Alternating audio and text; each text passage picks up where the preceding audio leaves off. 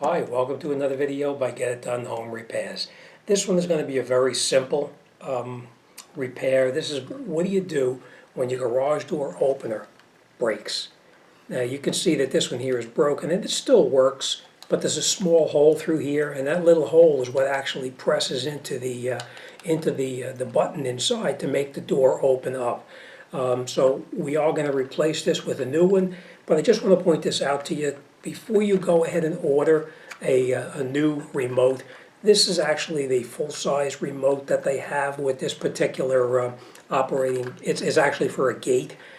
This one here, as much as you would like to make a smaller type remote like this that fits better on your visor of your car, and it's much easier to store because it's smaller, you have to make sure that it's the correct frequency, because if this one is not the same frequency as this one, you'll never be able to program it. So this one here, if you look on the back of it here, you can see there's nothing on the back of it. So I took my second remote that I had, and on the back of this second remote down here, if you just see on the remote itself, it'll tell you what the frequency is. Right there, it tells you what the frequency is, so you have to make sure that you get a remote that can actually be programmed to that frequency. These remotes are the older style. The newer garage door openers now, they actually have this type of remote. And with this type of remote, you need to go up into the unit itself and program this to the unit to receive this frequency. But this frequency cannot be made to the frequency I need for this particular one here. This is 310 MHz, it's megahertz. This is 310, so that's what we need. So this one, as much as we like to use it, we can't use it. So what we're going to do now is we ordered a new remote, but the remote itself comes programmed. Even though this is the correct frequency, it has a different coding inside of it. So let me open it up, and I'm going to show you how we can code the new remote to the frequency and the code that's on this one here. So first thing we're going to do is we're going to need two things. We're going to need a Phillips head screwdriver and a very small flathead screwdriver such as this. All right, first thing we're going to do is we're going to come in the back over here on our new remote, and we're going to unscrew this little piece here just a little bit. We're not going to take it totally off. We're just going to loosen it. We're going to turn this piece to the side like this, and now we need to open up the back with a very small screwdriver up underneath here like that, and you can pop it up like this. And now you can see down inside here, you see these very small little pins right here. We need to open this remote up to find out what those pins actually are set to. So we're going to turn this to the side like this. Now you can see this one has a screw that I can loosen. This one does not.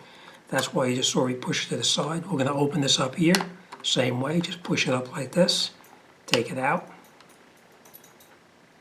like that. Let's put that to the side.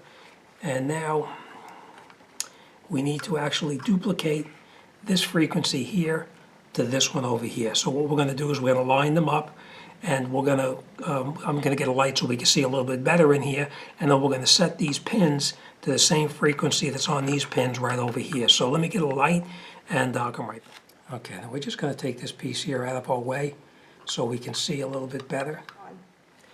Okay, so now we're going to look inside here, and we're going to start on the end number 1 right over here. We're going to go 1 through 8, and we're going to follow the sequence, which one is up and which one is down. So we're going to set the sequence on number 1 to match number 1. We're going to set number 2 to match number 2, 3, 4, and 5, and 6 to match the number 6 over here, number 7, and last is number 8. All right, so before we put it back together, let's take a close look at it and make sure that all of the numbers match up, which they do. So now we took all of these, the code from here, and we duplicated that on our new remote. Next thing we're going to do is we're going to put our cover back on like this. You slide it in, push it down, turn this over here, just hold it where you want it, and you can screw this down like that. And now this remote is actually a duplicate of this remote. but of course it's not broken like that. So now the next thing we're going to do is we're going to take this remote here out, and we're going to bring it to the gate, and we're going to make sure that this remote works properly. So all right, let's take a ride, and we'll come right back. All right, let's give it a try. We're going to see if it works. There we go.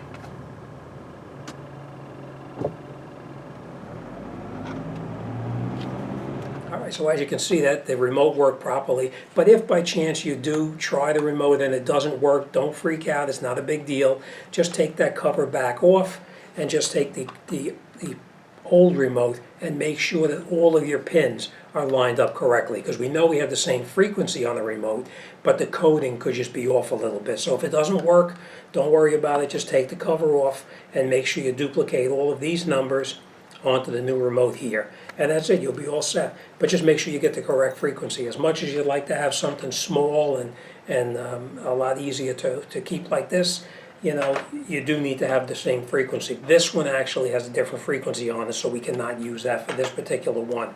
We need the one with the pins like this. All right, so that's it, we're all done. All right, so we'll see what comes in next, and we're on to the next one. And as always, thanks for watching. I'll see you on the next one.